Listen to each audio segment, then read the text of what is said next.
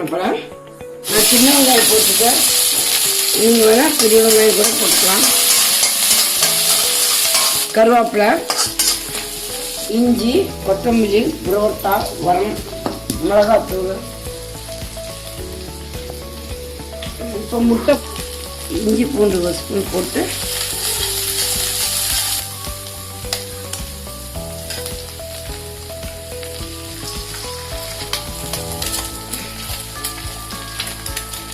தூள் போட்டுக்கலாம். ஏன்னா கவிச்சு ஓடும் முட்டை.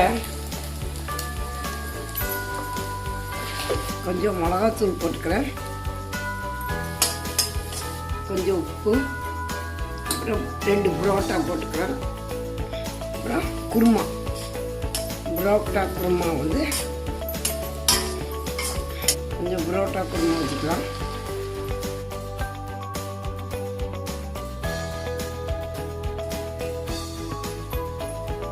கொஞ்சம் கொத்தமல்லி.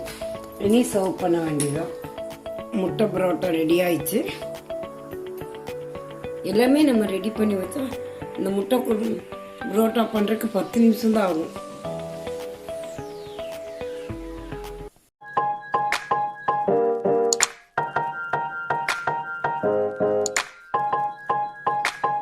Now